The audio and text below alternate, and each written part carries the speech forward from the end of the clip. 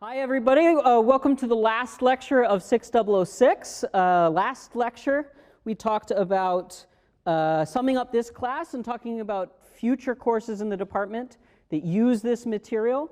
Just as a pointer to some of those classes, I have a little slide here I didn't get to at the last lecture, talking about kind of what I was talking about at the end of last lecture about different models, different specialized classes on different aspects of 006 material.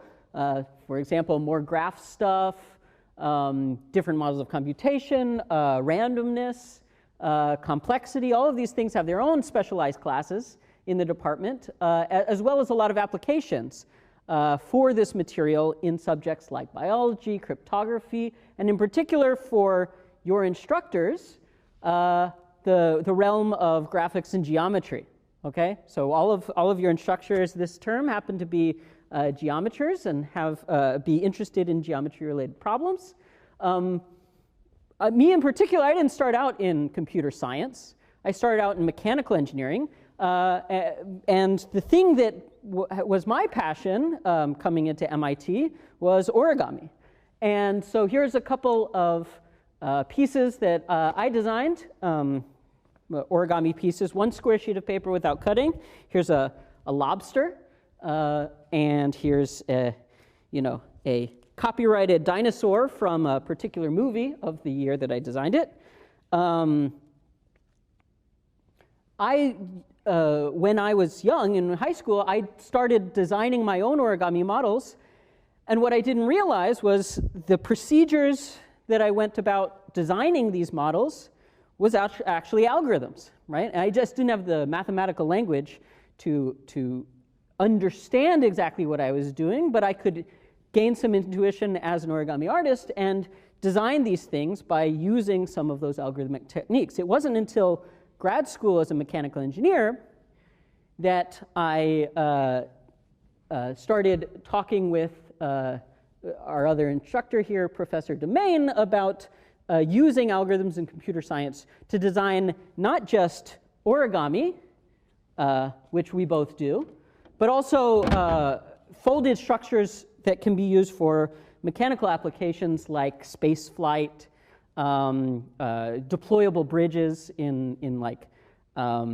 times when you can't, you need a temporary bridge or shelter or something like that, deployable structures where you might need to make folded structures, transformable structures that can have different applications for different purposes, need to reconfigure. The dream being that we have these powerful devices in our pockets right now, cell phones, which are really powerful because we can reconfigure the bits in them to make software of all different kinds, right? There's an exponential number of different programs that we can write, and that's part of why you're here, is to write the next best one, right?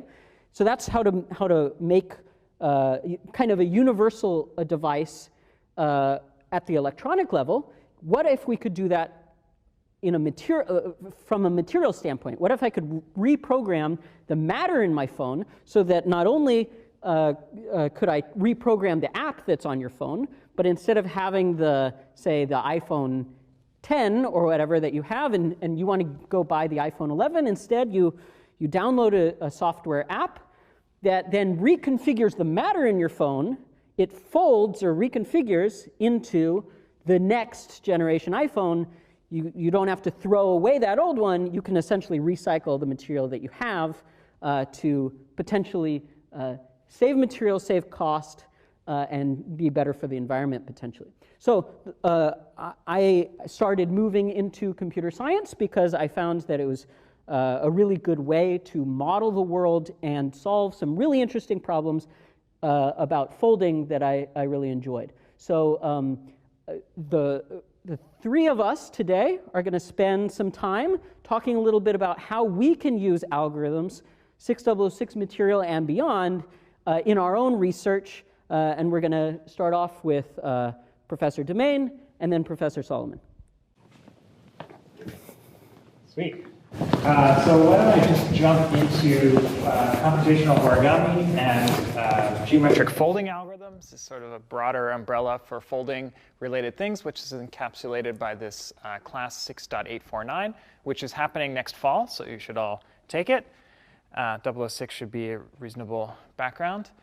And in general, we're interested in two kinds of problems. One, the big one is origami design, or in general folding design, where you have some specifications of what you'd like to build. In this case, I wanted to make a logo for 6849, and I imagined extruding that text into third dimension. And then I wanted an algorithm to tell me how to fold that structure. And so there is an algorithm, which I'll talk about in a moment, that gives you a crease pattern, and then currently you fold it by hand. The dream is we'll eventually have folding machines that do it all for us. And so that's the origami design, where you go from the target shape back to the crease pattern. The reverse direction is sort of foldability. If I gave you a structure like this and I wanted to know, does it fold? That's a problem we call foldability in general, a class of problems. And sadly, most of those problems are NP hard. Jason and I proved that foldability is hard for a general, given a crease pattern like that, telling you whether it folds into anything. It turns out to be NP hard, so that's bad news. So we focus a lot on the design problem because that actually tends to be easier. We can solve it with algorithms like that one you're seeing. And so a long time ago, we proved that you can fold everything. If I give you a square piece of paper and you take any polygon you want to make, or maybe the paper's white on one side, black on the other, you want to fold some two-color pattern like a zebra, or in general some three-dimensional surface like these guys, there is a way to fold it from a large enough square of paper. And it's actually really easy to prove that with an algorithm. I have the sketch of the 2 pages of proof that we go over in 6849, but I'll just hand wave a little bit. If you take a piece of paper, like my lecture notes here, the first thing you do is fold it down into a very long, narrow strip, much longer and narrower than this one, wasting most of the material. And then you take your strip and you just figure out how to turn it in some general way, and then you just sort of zigzag back and forth along the surface. So it's very cool in that you can prove with an algorithm and in a very short amount of time to someone you can actually fold everything. Of course, it's a terrible folding, because in the very first step, we throw away all but epsilon of the material. But it's a starting point. And then that was back in the 90s, late 90s, one of the first results in computational origami. And in modern times, we look for better algorithms that are more efficient, that try to minimize the scale factor from how big of a piece of paper do I start from to how big of a model do I get.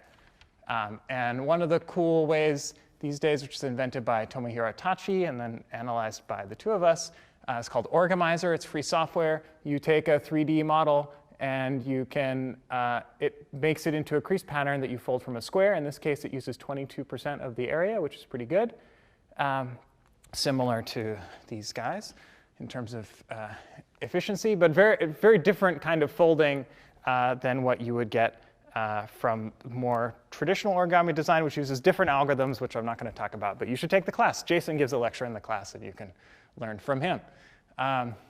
But the vision is we can take any sheet of material that can hold a crease, like this sheet of steel that Tomohiro is folding. It was cut by a big laser cutter at MIT.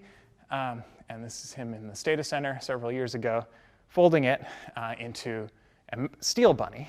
And so this is like a totally new way to manufacture 3D objects. And you can make particularly interesting objects that either collapse flat for transportation, or transform, like Jason was talking about. But I'm just giving you a flavor. I think the first paper we wrote together was on maze folding. So this is an example of folding a maze from a rectangle of paper. And you can all try this out. You just Google for our maze folder. You can generate a random maze. And this 3D structure can be folded from this crease pattern. That's a really hard one, so maybe try something smaller.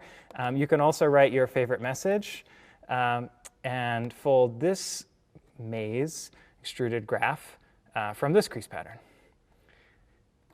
Might want to start with something smaller, but that's the general idea. And it's actually quite easy to prove this algorithmically if you have a really good origamist like Jason on your team.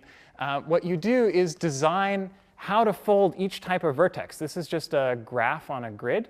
So there are some constant number of different ways that each vertex could look. It could be degree 4, it could be degree 3 as a T. It could be degree 2, either as a turn or a straight. And you design little gadgets, little crease patterns that fold into each of those little structures. And if you can do it in a way that these boundaries are compatible, then to fold the whole thing, you just sort of glue together those crease patterns. And that's how that software works.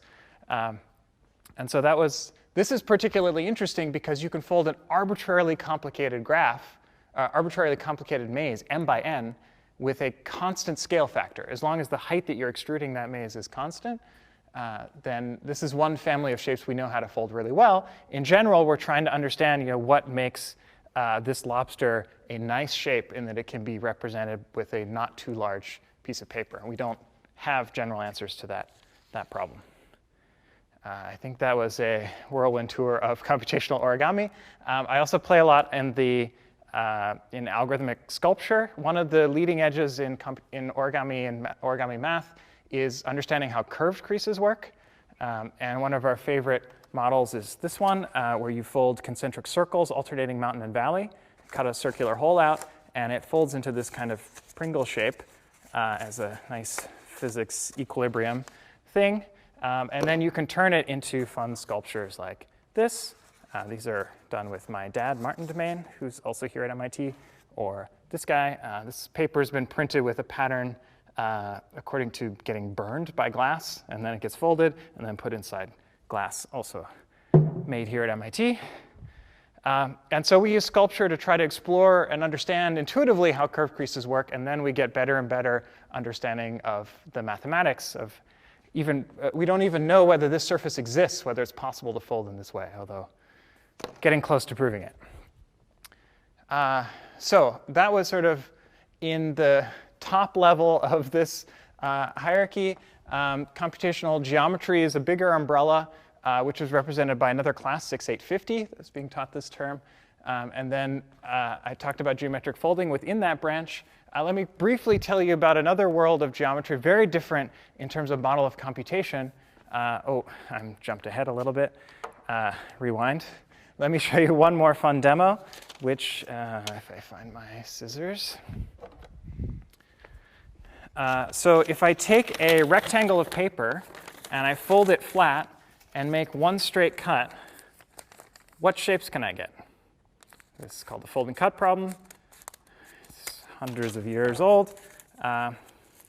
Here, for example, I get a swan. Here I get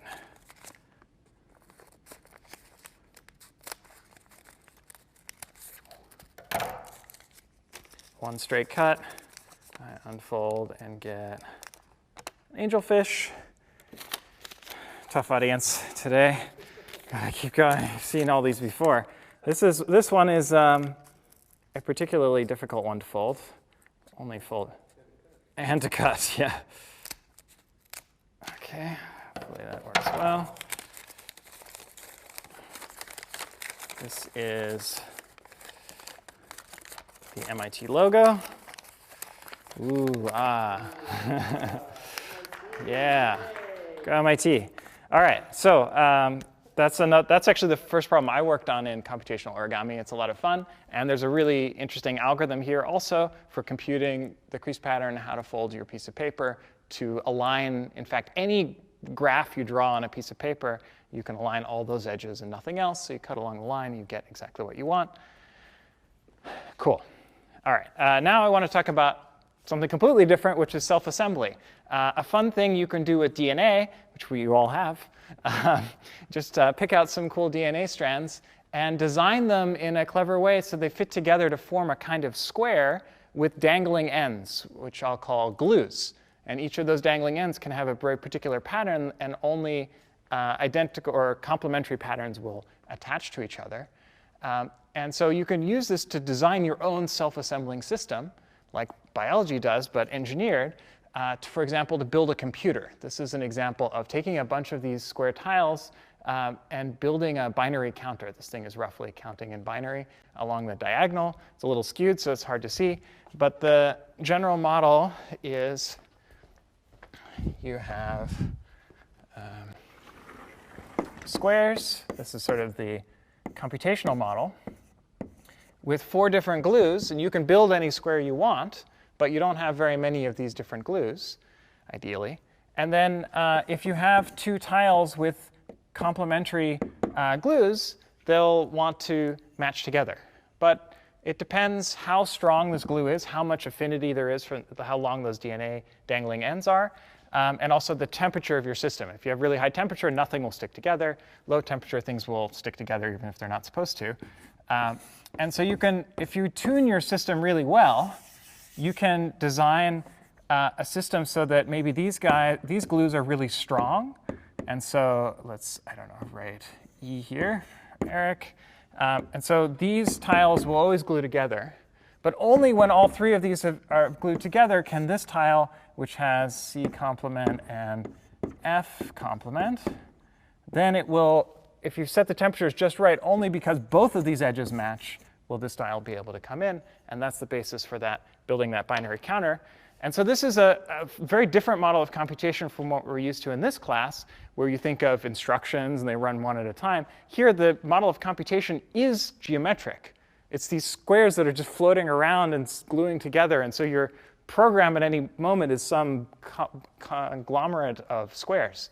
And so I just wanted to mention it because it's a really fun model. You can prove cool things in this model, like how to build any shape by a sequence of pores, mixings between tiles that you can execute in parallel. And so it only takes log n time of parallel steps, a linear number of different mix operations to make an arbitrary shape, even using a constant number of different glues, which is cool and maybe practical. You can also use it to build a replicator where you're given an object like this that you don't know the shape of, like we don't know whether this exists, and we can't model it mathematically very well. And you would stick it in a vat, and all these tiles would attach and basically build a mold, and then start photocopying in 3D that mold. And you can build that with a system with only 2 steps, I believe, and a constant number of tile types, and it does all of that in this model in constant time. In reality, you'd have to feed this machine and wait for it to print out all these things. And these experiments take hours, if not days, to run. But in theory, it's really cool, and you get some really fun models and very general results. You can also use it to build a miniaturizer or a magnifier and other fun stuff. OK. So that was a brief tour of computational geometry. I work mostly in 4 different areas of algorithms: geometry, data structures, graph algorithms, and what I call recreational algorithms. I think I made up that term.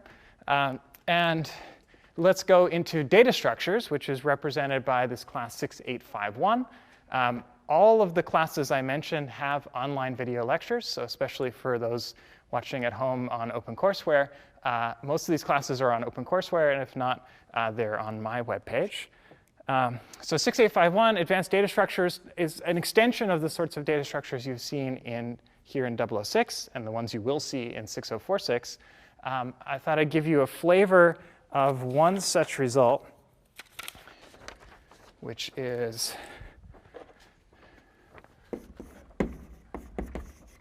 a problem we've seen in this class, done better. So suppose you want to store a dynamic ordered set. So this is the set interface, dynamic in the sense that I have insert and delete,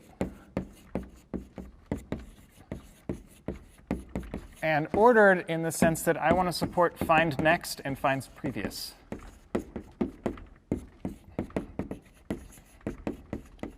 Okay, so exactly which subset of the set interface you choose influences what data structure you've seen. We've seen for dynamic sets, you want to use hashing.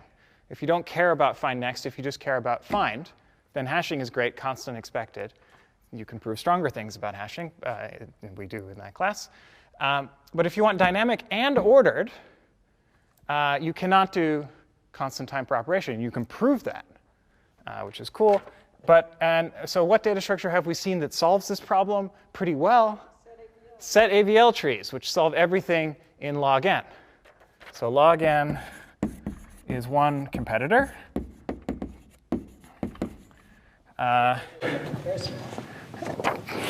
Yeah. I'm interested in this in the word RAM model, which is the only model we've seen in this class. This happens to work in a stronger model. We can do better than log n in the following. It'll take me a while before I get better, but here's at least a different bound we can get, log w. This is via a structure called Van den Bosch,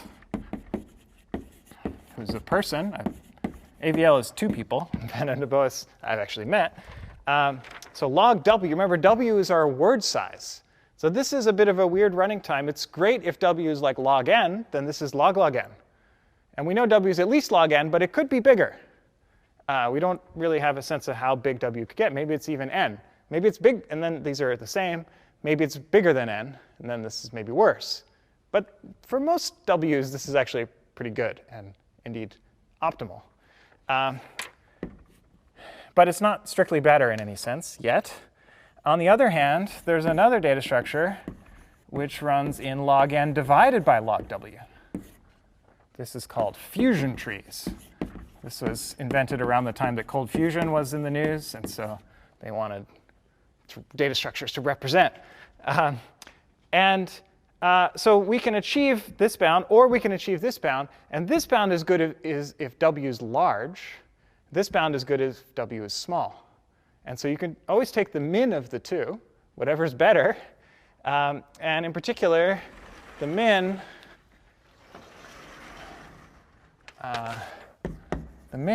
of those two things is at most, I think it's square root log n over log n. If you want to bound just in terms of n, then the crossover point between these two is this place. And so you're always at most this, which is quite a bit better than the log n of AVL. We've got a square root, and we've got a slight thing in the denominator, pretty tiny. But the big thing is the square root, and that's kind of cool. And it turns out that's pretty much optimal. In terms of an n bound, this is optimal. The min of these two in general is roughly optimal up to like log terms. For fun, I threw up the actual formula for the right bound, which is tight up to constant factors. There's matching upper and lower bounds, which we talk about. It's min of three things, four things, including log of w over a divided by log of log w over a over log of log n over a. So that's the last term that I just read. It's messy. Surprisingly, that is the right answer for this very particular problem, a very natural problem. What is a? A is the log of the space you're using. So it's the address size. Good question. If you have a polynomial space data structure, then basically these are optimal. And this is generalizing to beyond that. Maybe you have a little bit more than polynomial space. Cool. So that's data structures. I'm going to jump ahead to graph algorithms, which if you want to take this class, I recommend a time travel device. Go back to fall 2011. It may never get taught again, but it has videos, so you can watch, instead of time traveling, if you don't want to watch it live, you can just watch the recorded version. It was taught by a bunch of postdocs that were here and a bit myself. And so what I like to do with graphs is the world of planar graphs or near planar graphs.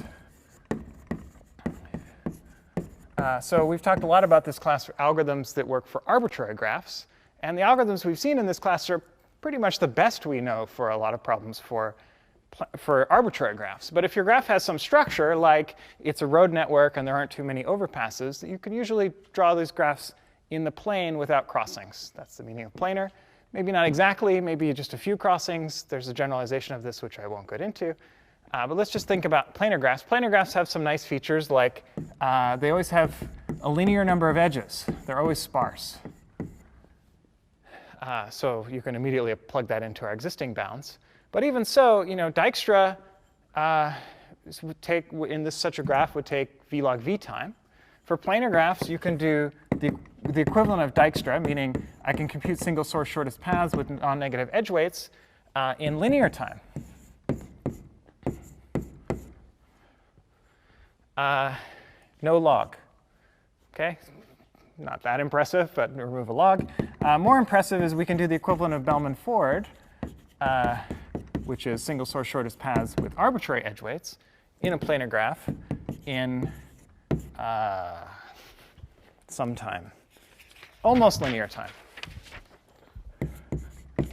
V log squared v over log v. Okay, so there's a couple log factors here, but for the almost linear time, whereas Bellman-Ford would take v squared time. So this is a huge improvement over what we've seen in the class. These are quite complicated algorithms, but they're covered in that class if you're interested in them. Then the area I work in a lot is approximation algorithms for planar graphs. And let me just give you a fun flavor using something we know, which is breadth first search. So breadth first search you can think of as building these sort of rings around a single root node. And there's this general approach, as introduced by Baker in 1994, we've used for lots of different problems. You want to solve some NP-hard problem on a graph. So just run breadth first search from an arbitrary vertex and decompose your graph into these layers. You could number them, 0, 1, 2, 3. These are levels. And let's just delete some of those layers. Let's delete every fourth layer. So maybe I delete this one. I delete all the vertices in that layer. And then I delete all the things in layer 8 and layer 12 and so on. Guessing, I don't know which one to start with, but I'll just try them all. And then I delete every fourth layer after that. So I've deleted, on average, about a quarter of the graph. And it turns out, for a lot of problems that you care about, like choosing where to place fire stations in this graph to minimize travel time for if there's a fire somewhere in the graph, this happens, fires in graphs, then this will only hurt your solution by a factor of 1 plus a quarter. So you'll get a solution that's within 25% of the optimal for a lot of problems. And that works for any value of 4. So I could do it for 10, and then I'd get within 10% of the optimal solution. OK, but how do I actually solve the problem once I delete every fourth layer? Well, then your graph has this extra special structure, which is a constant number of layers, let's say, a constant number of breadth first search layers. If you just look at this portion, this connected component, or this connected component in here, your graph is almost like a cycle. It's like 4 cycles kind of stacked up together with some connections between them. And it turns out that's something you can solve with very fancy dynamic programming, like the stuff we've seen in this class, which focuses on just a single path or a single cycle. If you just have a constant number of cycles, with more work, you can still do everything in polynomial time. And so this is a very general approach for getting arbitrarily good approximation algorithms. We call these 1 plus epsilon approximation for any epsilon. But the larger the epsilon, the more time you take. It's something like 2 to the order 1 over epsilon times polynomial in n. So as long as epsilon's constant, this is polynomial time. This is called a p-TAS. Anyway, that was graph algorithms. Last topic is recreational algorithms, which is maybe best encompassed by this class. 6892 is its latest name. It changes names every once in a while. And I mentioned it in the hardness complexity lecture because this class is all about hardness proofs, analyzing fun games and puzzles. We saw the Tetris NP hardness in that lecture. But you can also prove Super Mario Brothers is hard, or Portal is hard, or Mario Kart is hard, or The Witness, a modern video game, is hard. Or one of our latest results is that Recursed, that game in the top right, is undecidable. There's no algorithm to play that game perfectly. And you can even download the level and an example of the level and play it if you dare. That's we have a lot of fun in that world of hardness of different games and puzzles. Where do I want to go next? OK, next topic is balloon twisting, totally different. This is recreational, but not about hardness. So this is an octahedron twisted from one balloon. I made another one on a stick. And so each of these is made for one balloon. What graphs can you make for one balloon? Well, you should read our paper. And you can characterize how many balloons you need to make each polyhedron. And some of these problems are NP-hard, and it's a lot of fun. Cool. I think that's the end of the slides. The last thing I wanted to show you is a problem, a puzzle/magic trick. Comes from the puzzle world, called the picture hanging problem. So imagine you have a picture. You want to hang it on a wall. So you invested in some nice rope, and you hang it. And then on a nail, if the nail falls out, the picture falls, and you're sad. So you invest in 2 nails, like I have here. And maybe you hang your picture on both those nails. Now, if one of the nails falls out, you still have a crookedly hung picture. The other nail falls out. OK, it's gone. I want to hang a picture on 2 nails such that if I remove either nail, the picture falls. So Jason, pick a nail, left or right? Left. We remove to make sure this doesn't fall off. And boom, the picture falls. Same wrapping. You can check. You can rewind the video, make sure I did the same wrapping. And take out the right one. Good choice. Then also the picture falls. And so this is a classic puzzle, but you can generalize it. So let me do it for 3 nails, which is all I have here. This nail's sagging a little bit. Y inverse, X inverse. OK, I think that's right. So this is one way to hang a picture on 3 nails, such that if I remove any of the nails, picture falls. Justin, 1, 2, or 3? 2. OK. Yeah, I want to get out of the way and make sure I don't go over the edge here. Yeah, it's a lot easier to make this one work. But you can see, boom, picture falls there. And of course, imagine infinite gravity. And the picture falls. Ta-da. And so you can generalize this to do essentially any. It's called a monotone Boolean function on any set of nails. I mean, you can make any subset of the nails cause the picture to fall, and any collection of subsets of nails to make it fall. Of course, if you remove more nails, it's still going to fall. That's the monotone sense. But otherwise, you can do an arbitrary pattern, which is fun. That's actually a result with Ron Rivest and a bunch of other people. I think I'm approximately on time. So that was a quick tour, and there are obviously various classes here you can take. 6892, the hardness class, was just offered last semester, so probably won't be for a while. But all these classes are online. Watch the videos. Feel free to ask me questions. And now we have Justin. I left you space here for your outline. You don't have to. But I'll put your name up. Thank you. So Justin is also a geometer. Yeah, we got a lot of geometry people in 006 this semester. Thank you. OK. You know, it's like I can't help but share that on our instructor chat, Erik was texting that he was somehow nervous that the applied guy would have all the cool stuff to show off, and now I feel totally boring. Right.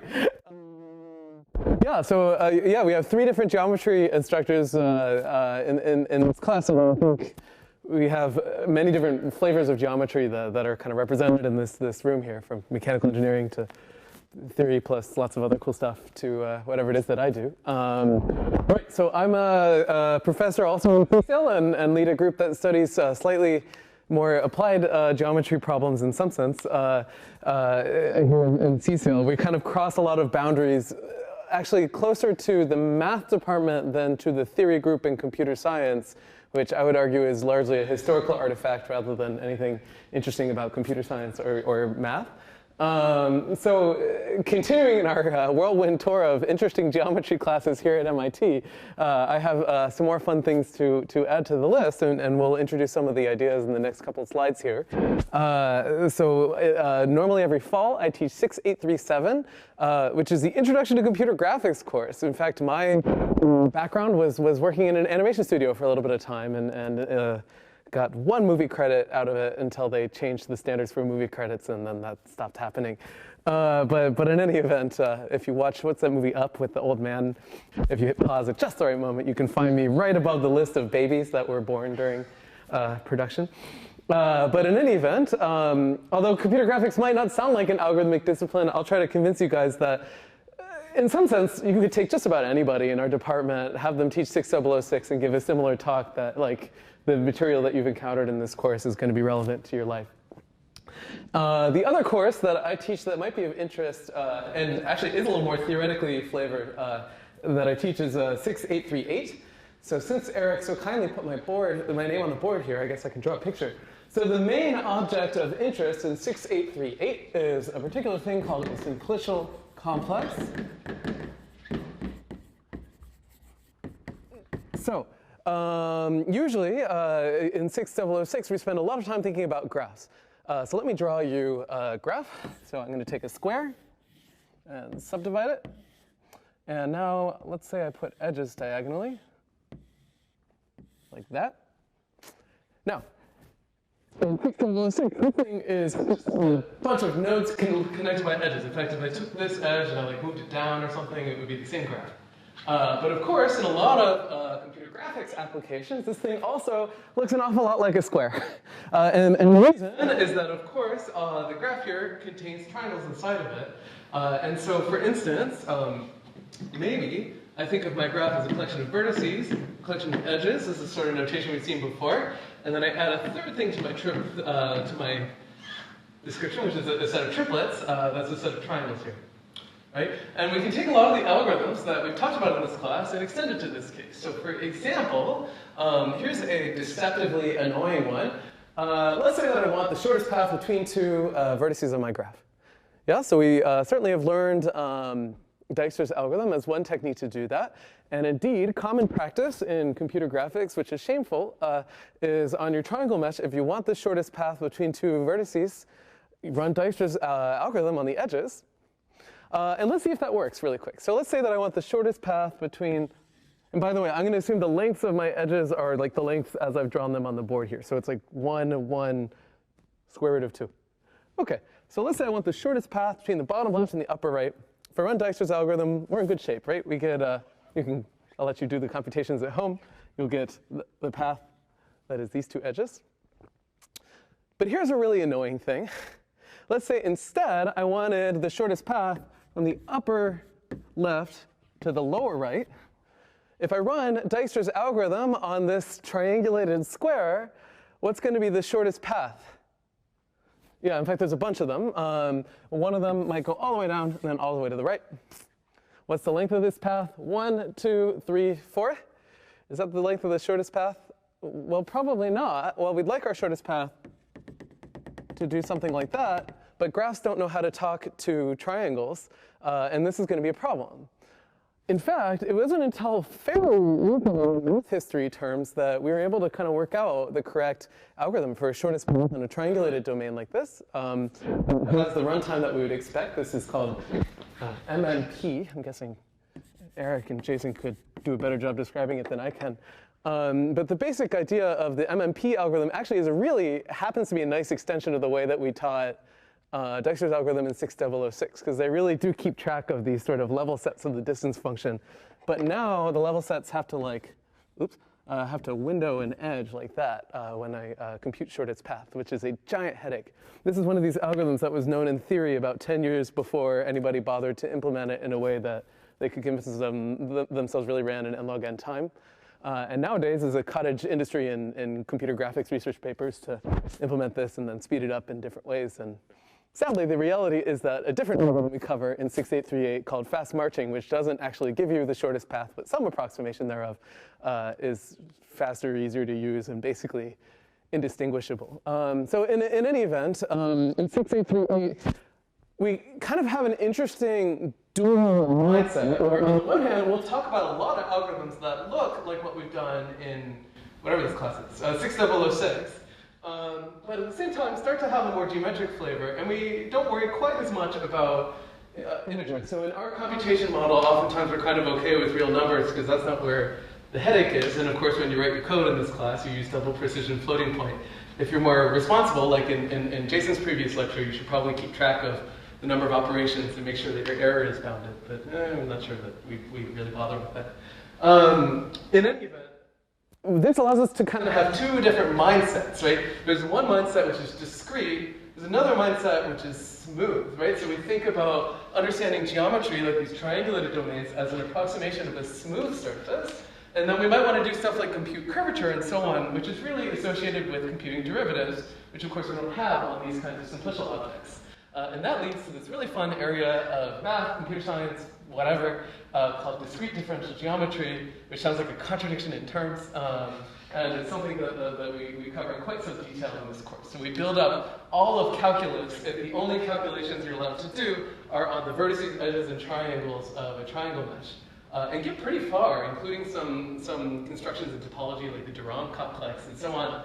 I would argue, actually, if you take our course and then the differential geometry course in the math department, somehow some of the indices and headache that you often encounter in that world are much more concrete when you try to make them work on a mesh. In any event, I think I've already spent all of my time. I can tell you a little bit about research in our group. So I lead kind of a weird, extremely broad group where some of our students are essentially theory students. Push your keyboard. I'm sorry, it was a reflex. But it was fast. All right, so we have some students whose background is in math, other ones that were in autonomous driving industry and decided to come back and work in research. And so because of that, we have this extremely broad set of research problems. Everything from the sort of classic machine learning problems you might encounter in geometry world, like if I have a self-driving car and I want to identify pedestrians and other cars on the road in an efficient and accurate fashion.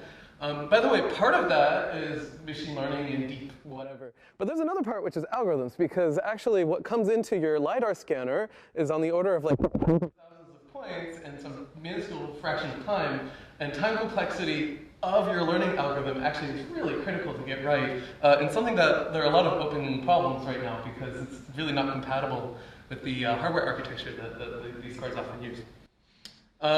We also look at more abstract geometry problems, like if I give you data, can I find a geometric structure?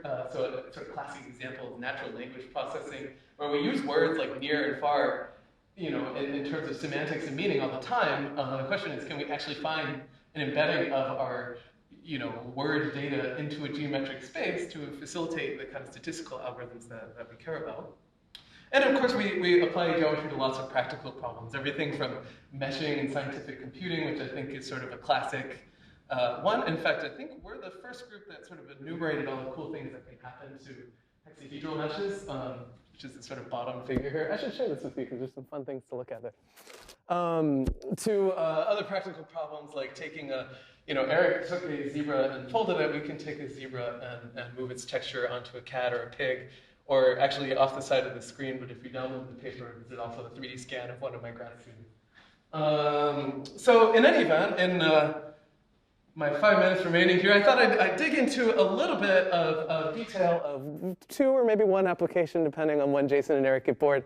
And essentially, my message for you guys is, of course, it's no secret. I'm not really a central CS theory group member here at MIT. But unfortunately for you guys, 6006 is unavoidable. Even if you want to go into deep learning, statistics, whatever, data science, you're going to encounter the material that you've seen in this course. And in fact, it's really the bread and butter of just about everything everybody does here in this data center. So I thought I'd give you 2 quick examples, one of which lifted from my teaching, one from my research. So if you continue with me next fall, we'll teach 6837, which is the Intro to Computer Graphics course. One thing that's always amazing to students is these algorithms that produce these beautiful images can fit in about 10, 20 lines of code. So this is totally facetious, because if you want those beautiful images and you use those 20 lines of code, you'll be waiting until the death of the universe to actually compute these things. But in any event, one nice one for rendering, so drawing a bunch of shapes on your screen, something called ray casting, or its better known cousin, ray tracing. Typically the difference is whether your rays can bounce off of the surface and have a secondary thing. Right, so here's the ray casting algorithm. Let's say I have a scene built out of spheres and cubes. I'm going to have a for loop over every pixel on the computer screen. For every pixel, I got to discover what color that should be. So I shoot a ray from my eyeball through that pixel and find the first object that it runs into. It's not so hard to intersect a line in a sphere or a line in a cube. So what is that algorithm? Well, I've given it to you on the screen here. Not too bad to think about. And I think you guys are all extremely well equipped to analyze the runtime of this, which is roughly the number of pixels times the number of objects, right? Because for every pixel, I got to decide what object the ray out of my eyeball hits first. So I need a for loop over every object. Make sense? Cool. So let's look at sort of a basic rendering problem. In fact, Erik already secretly snuck this one in here. So there's a very famous 3D model called the Stanford Bunny. The Stanford Bunny is actually a great example of a simplicial complex. It is, in fact, a manifold one, triangulated surface. Actually, I'm not sure it's manifold in its original form, but usually it is. And this innocent-looking, extremely famous 3D model is actually quite pernicious. It's composed of 69,000 triangles, and if I want a 1080p, like a high-def rendering of my triangle, then of course there's 2 million pixels on the screen. So if we look at our big O expression, roughly our computation time scales like the product of those two big numbers. So just to render this ugly gray bunny, it takes me a pretty large amount of time. Yeah, and in fact, by the way, the bunny is like this famous test case in computer graphics, so if you take my class, you'll be rendering bunnies all day. The reality is we don't want just like gray, flat-shaded bunnies. We want bunnies that are transparent and reflecting stuff, and I shoot my bunny with a bullet and it shatters into a million pieces, and all these cool things. So of course, that ray casting algorithm with each one of these new graphics features I add only adds to the time complexity of the technique that I implement. So pretty quickly, and indeed, if you write your own ray tracer at home, which I strongly encourage you to do, what you'll discover is that it's hella slow, would be the technical phrase. So what is our way out of this? Well, if you take A37, you'll see that our way out of these problems in graphics is data structures and algorithms. It's completely unavoidable. So for instance, obviously we spent quite a bit of time in this course talking about ABL trees. In A37, we'll spend a big chunk of our course talking about space partitioning trees. So here, I actually forgot what kind of tree this is. I think it's a KD tree. Oh, doesn't matter. In any event, one thing I could do is take all the triangles in my bunny, and I could put the entire bunny in a giant cube, right? And with the property that the cube is outside the bunny. Let's say I cast a ray, and the ray doesn't touch the cube. Can the ray touch the bunny? No, right? It zings right past it, right? So suddenly, I just saved myself a lot of computation time, right? I don't have to iterate over all the triangles inside of the bunny to see whether they hit the ray or not, because I already convinced myself by this conservative test that I didn't hit even the bounding box of the whole bunny. Yeah? Well, that's sort of a nice order 1 speed up, but depending on how big the bunny is relative to the size of my rendered image, that might not be a super useful efficiency test. But of course, what could I do? I could take the box containing the bunny, I could slice it in half, and now say, does my ray hit the front or the back of the bunny? Or maybe both. That's where things get known. And so on. So now you have this nice recursive tree structure where I keep taking the box containing my bunny and chopping it in half and placing, in some sense, usually the triangles, well, maybe not the leaves of my tree, but abstractly that's probably good enough. And you get a structure like what you see on the screen here. And why should you do that? Well, remember it takes sort of pn time to render my image of my bunny normally. Well, now the picture is actually misleadingly suggestive. But you might think that maybe it takes roughly, remember n is the number of objects in my scene, p log n time to render my bunny now, because I can kind of traverse this tree of objects in my scene. Of course, notice I put a question mark here. and the devil's in the details here. In fact, I think computer graphics people often believe that their rendering algorithm takes p log n time. That's often not possible, although kind of there's an interesting question, which is that the heuristics they use for building these sorts of trees often do, on average, give them log n time. And so there's something about their data that's making this problem easier than it might seem. So we'll dig into that a little bit in the graphics class. Of course, we're not going to prove as many bounds as you might in a theory course, but we're certainly building on the intuition that you've seen in this class to build up practical data structures. And these data structures appear everywhere in computer graphics. So for instance, directed acyclic graphs appear all over the place in computer graphics literature to describe 3D scenes. So for example, this classroom is a stark reminder of why we need DAGs in computer graphics, because we have all of these empty seats here, and they're all copies of one another. So would it make sense for me to store however many, like 100 3D models of the same chair? Probably not, right? So instead, what do? I store one instance of a chair, and then some instructions on how to tile it into my entire scene. So one way that I can do that is to think of there being a node in a graph which knows how to draw one chair. And now I can have a bunch of different nodes in my scene for all the instances of the chair that store like a different transformation for each one. So if you think about the graph structure here, each of those nodes is going to point into the same 3D model of the chair for rendering. And that makes a directed acyclic graph structure called a scene graph, which we'll spend quite a bit of time talking about in 837, how to traverse, construct, all that good stuff. And there are lots of different models of computation in that universe as well. Your graphics card is a very specific kind of parallel processor that's kind of like Lucille Ball on the conveyor belt, hammering at the same object over and over again. But if you ask it to do anything other than the one thing it knows how to do to a bunch of data at a time, then all of your computation grinds to a halt. This is called single instruction multiple data parallelism, SIMD. Numerical algorithms matter a lot for things like fluid simulation, and approximation algorithms are quite critical too. In computer graphics, the complexity is kind of interesting because, of course, your eyeball is sensitive to about 29.97 frames per second worth of material. You can choose that time to do like really well rendering one object, but then you take out of the time rendering something else.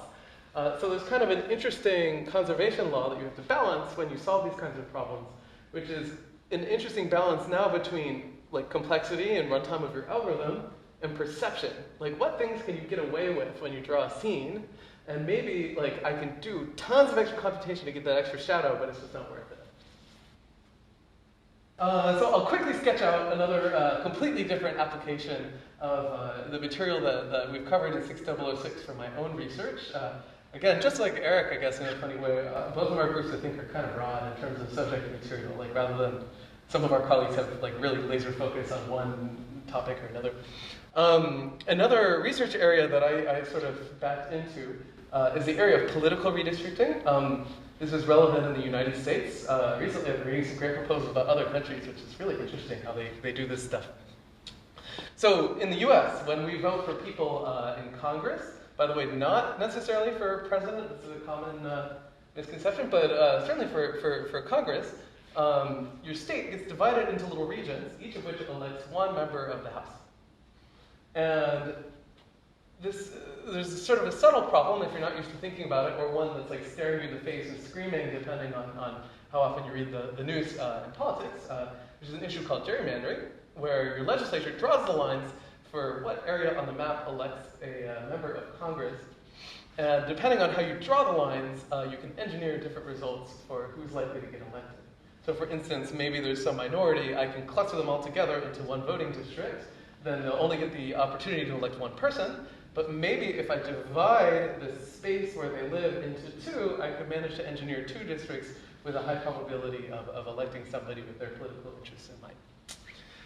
So it turns out that political redistricting in a broad sense is a great problem computationally. Even if you're a totally heartless theorist, there's some really fun problems here. So for example, the state of Iowa, we all pick on Iowa because it has a unique law, which is that your districts have to be built out of counties, which are much larger than the typical census unit, so computationally it's easier. But even in Iowa, which is a giant grid, with the exception of one shift in the middle, which is fascinating to me. I know I'm blowing up time. This is a fun fact, like literally people were making the map of Iowa and they worked from the bottom up and the top down, and it meets in the middle and their grids were shifted, and now we're stuck with that. And it has an interesting effect on the topology of your graph because it looks like squares, but then there's triangles in the middle. But in any event, even though there's only 99 counties and 4 districts, there's approximately quintillions of possible ways you can divide that state into 4 contiguous districts that satisfy the rules as they were, at least if you read them kind of literally in the law. So it seems like computers are useful, but unfortunately, it's a little subtle how, right? So for instance, there's no single best districting plan out there. I can't think of a single state with a law that gives you an objective function, similar to, whatever cute, characters that we've had in 6706. They often have very clear objectives in life, but unfortunately, redistricting, that's very rarely the case. You have to balance contiguity, population balance, compactness, all these different things.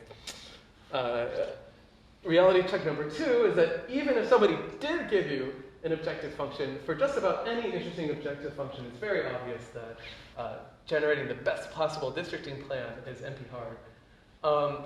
And by the way, it doesn't even matter because the law doesn't say that computers have to draw the best district, right? So even if P equals NP, you really could extract the best possible districting plan using an algorithm. It doesn't mean you have to use it, at least the way the law is written now. Interestingly, this is not true in certain parts of Mexico where they actually make you compare your districting plan against a computer-generated one, which is philosophically really interesting, although in practice it doesn't work terribly.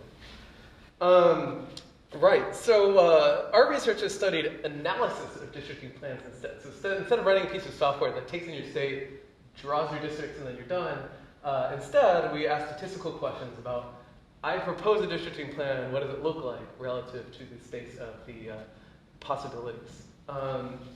So that, of course, begs the question of what are the possibilities? So these are like connected graph partitions, meaning you have a graph, and now you take the vertices and you cluster them together in a way where they're connected to one another. The one thing that we all agree on, actually, philosophically, it's questionable why, is that you should be able to start at any point in your district and walk to any other one without leaving. These days with the internet, it's not clear that that's actually the best criterion, but that's a law that I think is never going to get passed in near future. So anyway, I think I'm out of time, so I don't think I'll walk you guys through the theory here. Maybe I'll leave it in the slides. There's a sort of very simple proof that can show that at least the very simplest thing you might think of for analyzing your districting plan, which is to say, you propose a plan, and now I want your plan to be at least as good under some axis as just a randomly drawn one from the space of all possible connected partitions, all possible ways I could draw the lines. Well, then it might be useful to have a piece of software that could just randomly draw such a thing. So in other words, to draw something where the probability of any one partition is 1 over the number of partitions. This seems innocent. In fact, actually, there's a number of papers that claim to do things like this. But it turns out that it's computationally difficult, assuming that you believe that P doesn't equal NP. So I'll maybe leave some suggestive pictures in the slides, and we can, if you guys text me or if we have a professor-student chat, I'm happy to sketch it out to you then. There's a very nice, easy proof that reduces this to Hamiltonian cycle. And shows you that maybe you shouldn't trust these tools as much as they're argued about literally in the Supreme Court a couple months ago. By the way, it was pretty fun. Like our expert report was referenced in the dissent of the case last summer. And when you read the discussion, like you can see the judges trying to talk their way around complexity. And it's an interesting, if somewhat dry, read. So in any event, that's just the starting point for our research, which says that, of course, these sampling problems are really hard. And the question is, well, what can you do? Like, do you throw the baby out with the bathwater or not?